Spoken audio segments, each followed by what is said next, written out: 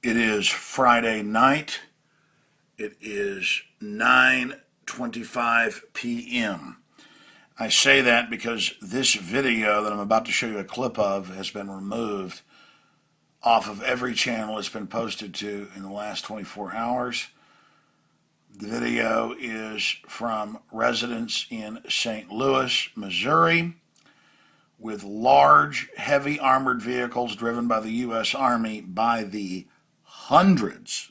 I've now talked to sources up there, but it's also on the news, are driving all over the city. The Army says the public in this newscast cannot be trusted to know why they're doing it. And the media says they can't tell you where the giant armored vehicles, they call them tanks, are parked. Now remember, I've been to urban warfare drill after urban warfare drill for a very long time, warning you that they're training to take the American people on. People are like, well, why do we care if troops are on the streets? Well, that happens in Guatemala and North Korea. The government is supposed to serve the people. In the days of Julius Caesar, 2,000 plus years ago, if they used the military on domestic groups, it was treason. Hitler used the military against his people. That's the point. And this video is getting pulled everywhere. I'm going to just play part of it. And I gave you the time so that when you go to INFOWARS.com, if it's been pulled from even the news website that we have embedded, that some of this at least is on record. But here it is. It has its own little glitches when you play it. Good evening. It's a military mission in North St. Louis. Heavily armored vehicles are rolling into town, and while they come in peace, there are all kinds of rumors about why they are here. News Shuttle 5's Casey Nolan is live somewhere in St. Charles County, where he got an up-close look at the military vehicles. Casey? Yeah, Mike, in order to get that up-close look, we've agreed not to say exactly where in St. Charles County we are tonight and where these vehicles will be parked overnight. The Army... Yeah, you can't let your enemy, the American people, know where your vehicles are parked. And I've seen this over and over again. We were at the G20 and tried to cover it, went to the military and just asked them why they were violating posse comitatus, and the police came after Rob Dew and my other reporters and said, we've been told you tried to attack the military with bombs. And I called the police up on air, and you heard them on air admit it. I called their captain up. Then they arrested Dew. Rob Dew, here it is. He doesn't want that information to be made public for security reasons, but we can tell you what... Yeah, you don't let your enemy, the American people, because the military now works for the foreign banks. And most of the military is waking up to this, but why are they getting ready for martial law? Why are they having drills everywhere? And again, ladies and gentlemen, at the bottom of this article, we have link after link. The local media is ignorant. They just collaborate because they're ignorant. The public is upset about it, but others are lining up and saluting the troops as they drive around with machine guns. It's all acclimating and getting everybody ready. By the way, it's not just my opinion, even though I was right about this before it was announced. Here's the article published in the Council on Foreign Relations with the Chief of Staff of the U.S. Army, General Raymond T.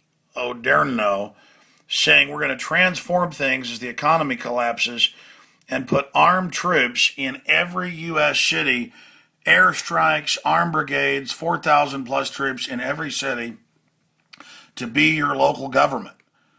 You think I'm joking? Just go to the article at CFR.com. And their publication's called Foreign Affairs, so foreignaffairs.com has it too. U.S. Army in a time of transition, building a flexible force. And they say, oh, the Fed's job is occupying your cities, like Reconstruction after the Civil War.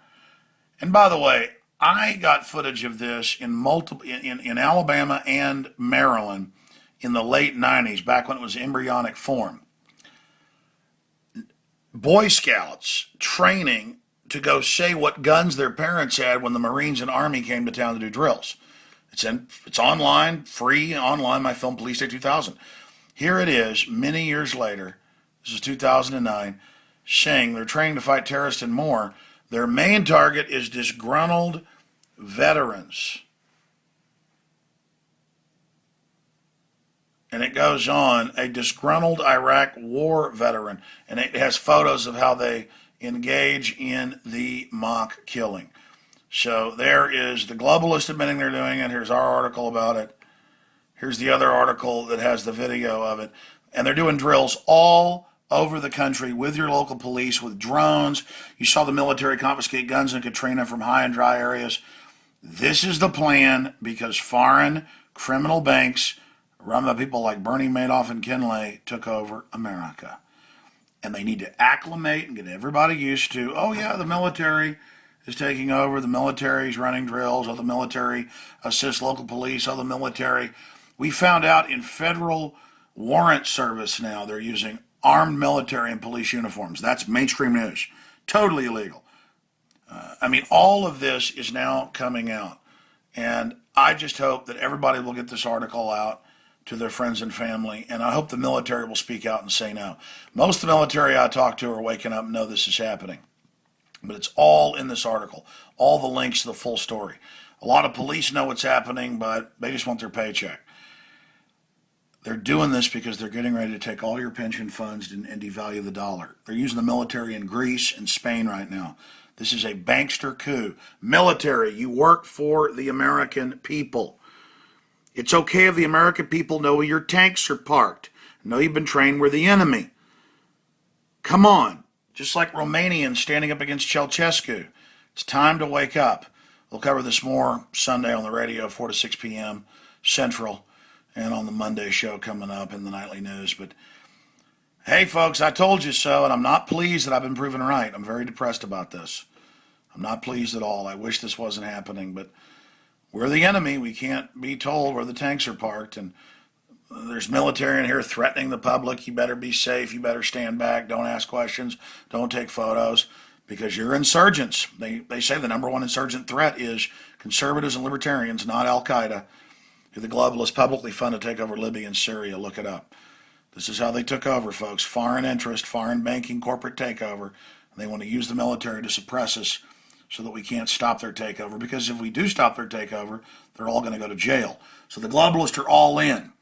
They're committed. We've got to commit to freedom. Alex Jones signing off for INFOWARS.com.